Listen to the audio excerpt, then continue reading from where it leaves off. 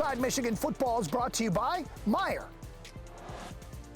1-0, all right? That's all we were after, was winning the next game. Now we're on to winning the next game, all right? So whoever it is coming in, all right, they're up next. Okay, I can't wait to pass it over to Coach Jay and Coach Hart and let them be the head coach next week. I think it's an awesome thing. And, man, I really, really appreciate you guys, all your support. And, man, so happy we got this one for Coach Harbaugh.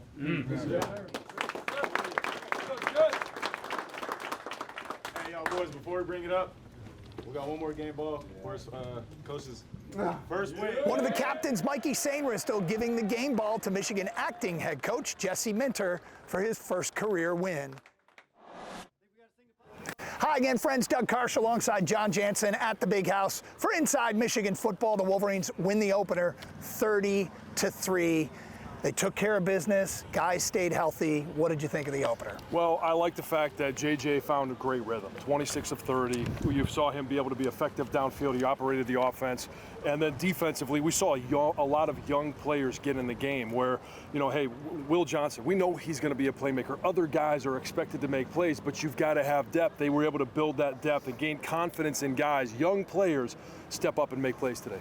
Well, let's go to the highlights, and we pick it up on ECU's second possession of the game. It's our first time going to Jansen Vision, a play that starts up front. Yeah, and this is, watch Kenneth Grant. He's right here. He's the 3 technique on the right side. And Cam Good. Cam Good's going to come down here and crush this nose, allowing Cam Good the time to get around. Now, he doesn't get home. All right, he doesn't make it all the way, but he does affect the play. Again, here's Cam Good coming in, crushing him. Kenneth Grant coming around, and as soon as he does, you see the quarterback, he steps off his back leg, and there's Mikey Sanders still right there to make a play. First interception for a team last year, not Michigan, but ECU, that was very good at protecting the football. They went 7 games to close out last season without turning it over, and they led the country with the fewest turnovers. All right, let's go to Michigan's possession here that followed. First of all, Roman Wilson uncharacteristically dropped the pass, but this throw from JJ on 3rd and 7, they moved the chains. Roman Wilson next play. Well, you love the fact that a veteran wide receiver can come back and make a play. Short-term memory is what you have to have in this game, and all of a sudden, JJ, Roman, they show the chemistry, just the eye contact, understanding what the defense is. I believe Roman Wilson was supposed to keep running this one a little bit more vertical. He broke it off because he saw what the defense was allowing. JJ understood that and put the ball right on his numbers. Well, only one number now since he's number 1, but put the ball right where Roman Wilson could get it. All right, let's pick it up later in the same drive. Wolverines knocking on the door. We go to Jansen Vision as JJ helps make this play happen with his feet. And I want you to watch as the passing lane clears out. Rushers come from both sides. JJ's going to step up in the pocket, but as you watch Roman Wilson, when he comes off, he's going to run just a little post route, and when he is covered by both defenders, all right, these guys are going to look in the backfield. They're going to see JJ as he starts to scramble. And again, here, you got one guy coming across, another guy going wild. JJ's going to step up in the pocket, and because he is a threat to run, then all of a sudden, these defenders here are looking at Roman Wilson. They peek back. They see JJ taking off. JJ could score a touchdown. They slow up for just 1 second, and there's Roman Wilson with the touchdown. Just that little bit of stutter was all they needed to free up Roman Wilson. Wolverines led it 7-0. Wolverine run defense doing the job as well. Junior Colson leading tacklers here, but what do you think of Michigan's run defense? Well, I like the fact that they've got some big bodies up front. Mason Graham in his second year, Kenneth Grant, Cam Good, Chris Jenkins, all of these guys eat up blocks. And when you take and you eat up a double team, it allows guys like Junior Colson and Mike Barrett to be able to attack the line of scrimmage. And when you can attack the line of scrimmage, I think Junior Colson had 2 tackles for loss of his 5 tackles. That's the benefit that these linebackers are going to have playing behind such a big defensive line. All right, Blake Corum here bounces a run outside for 37 yards inside the 5-yard line. This is when Michigan started to get something going in the run game.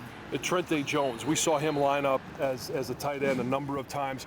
We talk about the depth of this offensive line. Hey, you can only put 5 on the field at one time. Well, not really. You could actually add 1 as a tight end. So they put 6 guys out there, smash the defense, and following this, You're going to talk about it here in a second. It's a touchdown, 2-yard run, but it is crushing and collapsing that defensive line. Yeah, the short touchdown run from Corum makes it 14-0. Later, 3rd and 10, JJ moving in the pocket. This is another laser over the middle to Cornelius Johnson for 15. JJ showed off some arm strength today. Showed off arm strength, showed off accuracy. Cornelius, a couple of times, we keep talking about how accurate JJ was. Well, good receivers make you look more accurate as a quarterback, and there were times where he went up high, pointed a ball, or caught a ball that was just a little bit behind him, but great connection between those two. Colston Loveland over the middle for 24 yards, and then a great throw to the 10 for 15 more. And again, JJ, not just a strong arm, showing some accuracy against receivers who weren't running wide open. Showing the accuracy, but also showing presence in the pocket, being able to move around just a little bit, extending his time in the pocket, buying some time for his offensive line, and when he delivers the ball, it was on the money all day long. All right, let's pick up Jansen vision here as the Wolverines are knocking on the door.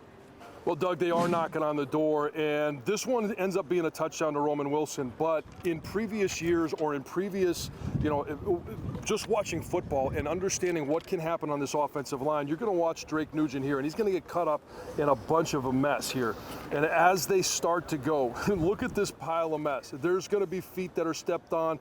There's going to be a lot that goes on the bottom of that little bit of mess there, and Drake Nugent gets his foot stepped on. This is him right now. He's going to end up on his back. That's not a bad thing. It's going to look ugly, but as he goes down, there's a risk of him going down and grabbing somebody, pulling him with him, or trying to trip him. He goes down. He doesn't. The experience that he has playing the game of football pays off because he doesn't do something cheap, trying to save himself, and it ends in a Roman Wilson touchdown. And no flag. All right, here we go. Late in the first half, defensive play from the young safety Keon Sabu punches this ball out, incomplete pass. Yes, you got to, from young players making big plays. That's exactly what you want to see, and it's growing faith, the confidence of coaches being able to put them in there. All right, Michigan goes 2-minute drill here with less than a minute to go. A veteran, poised quarterback finds Cornelius Johnson. Again, he finds Fred Moore. He finds Roman Wilson. He's finding all kinds of receivers. Fred Moore again, and that sets up a field goal right before the half. Yeah, and when you have less than a minute on the clock, and you've only got 2 timeouts, you don't want a chance at a touchdown, but at least 3 points. It's that veteran presence of being able to, pick up those first downs, get the offense set, get a play called, and go, so you're not wasting time. And then obviously at the end, you save enough time to be able to call 1 timeout and kick a field goal. Wolverines led at 23-0 at the intermission. We'll have second half highlights when we continue. JJ in a shotgun, has the snap, back to pass. Steps up in the pocket, looking downfield, and fires, end zone, caught, touchdown. Playing football game is like the best feeling. Like waking up on Monday, just like, I have a game this week. Like I get to see 100,000 people back in the big house, like all cheering for our team. Like it's a great feeling. It's new. It's new, so the first game, there's a lot of guys just excited to be out there, so we're just gonna start cleaning some things up and then go out there and win again. Inside Michigan Football is brought to you by Meijer, presenting sponsor of the 2023 Michigan football season and proud supporter of hundreds of local sports teams across the Midwest.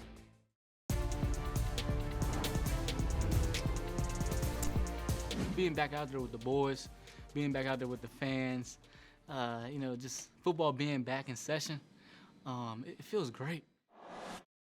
Michigan led 23-0 at the half. Let's go right to the second half highlights and right back to Jansen vision for a play here. This is kind of old school 97. You guys used to run this back when you won the national championship. It is. It's the old waggle pass. And we've seen Max Bredesen lining up at the fullback here, and a lot of times he'll come across and he'll take out this defensive end.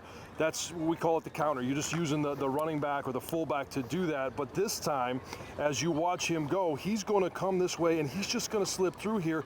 Everything else, all the momentum, everything is going the other direction, and so do all the defenders. They're going to clear things out. Max Bredesen is going to be out here, as you're going to see, for an easy delivery for JJ. And that's an easy pitch and catch. It looks like it's easy pitch and catch, but that shows off, one, the creativity of this offense, but it also shows the accuracy that JJ has of hitting a receiver on an angle, running away.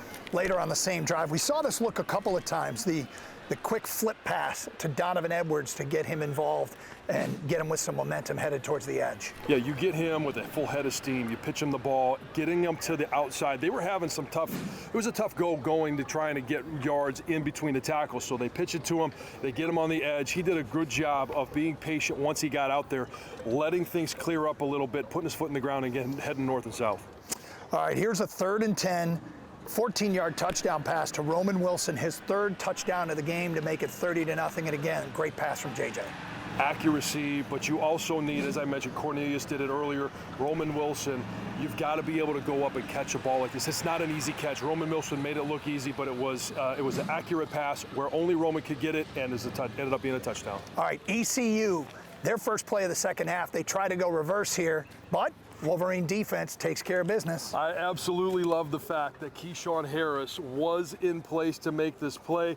And here's what you're going to see. Ball is handed off to the running back, and he's just going to go this way. And all of a sudden, coming this way, defense, everybody looks, hey, we're going to make a big play over here. You got to stay disciplined. Keyshawn Harris stays disciplined here, and look and see what happens. All of a sudden, there's Keyshawn Harris, quarterback, not going to block him. He forces it back inside here, and then watch. All of a sudden, you got Ernest Hausman, who started back here, running to make a play. If you can force everything back to where the strength of the defense is, that is the entire key. And using your leverage and you losing your discipline, that's what makes this play. The ensuing Wolverines possession, Donovan Edwards bounces this run outside for 14 yards. He started to get going.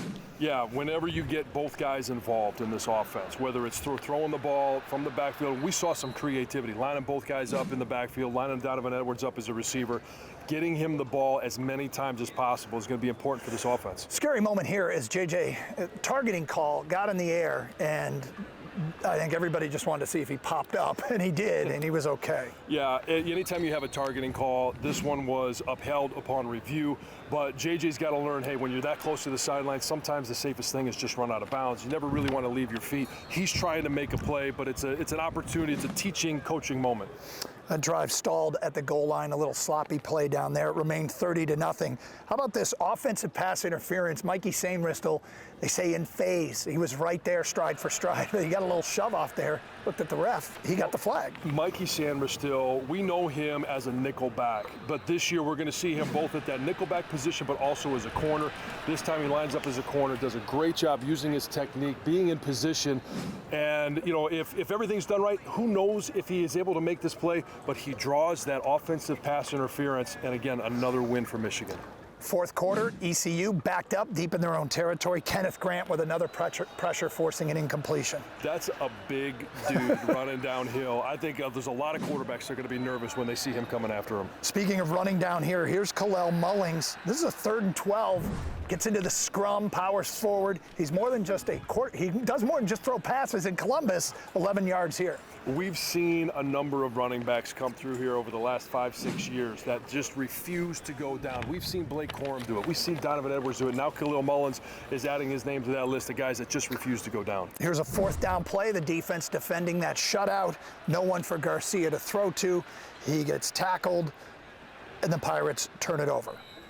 Then sophomore running back C.J. Stokes, some hard running here. Good to see guys down the depth chart getting a chance. Yeah, we saw Ben Hall, we saw C.J. Stokes, we saw that second offensive line, and we're going to see a mixed match next week of who's going to be in that offensive line as they go through this Michigan method. But when you get a chance to get late in the game and get guys some experience, every time you get a chance in the game to go out there and feel that game intensity, that game speed, and play in front of people, it changes things. You got to show off for your coaches.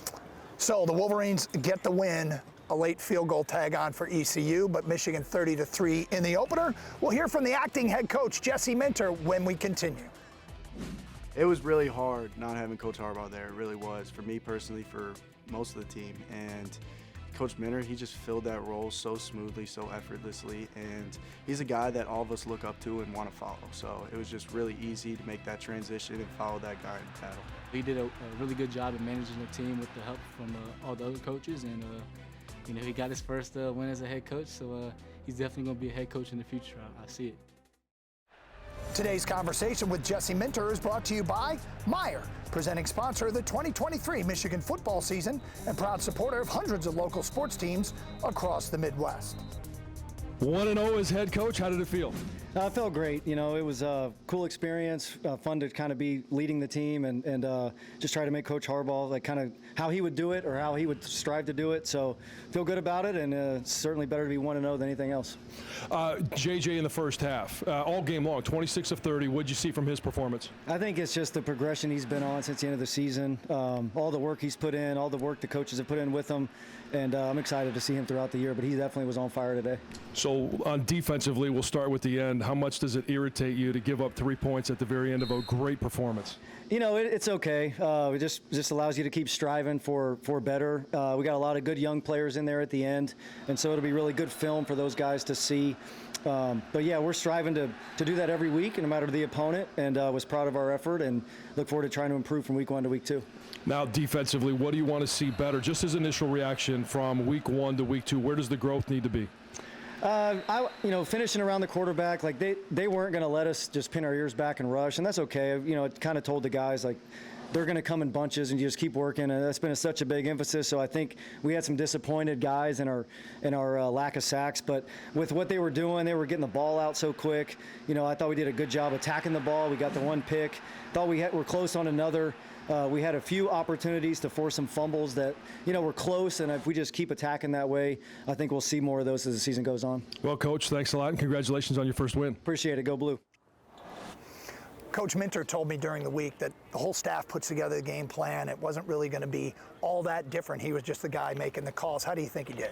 I think he was very composed on the sidelines. Again, I mean, this was a game that Michigan pretty much had in control, but you look to the coaching moments where you've got to have some direction from your head coach. We saw a really good 2-minute drill at the end of the first half. There were different times where, hey, there needed to be a recenter of focus. And coming out of halftime, we heard the different coaching points that he made. I thought he did a good job of leading on the sidelines and a good job of delegating. Let the offense be the offense and make sure you take care of your defense. Kirk Campbell, the acting offensive coordinator, the quarterback coach, JJ called him a wizard. Obviously, he got the job done today as well. I like the different combinations that we saw. And you mentioned, you know, putting this game plan together. We saw Donovan and Blake in the backfield at the same time. We saw Donovan line up as a receiver.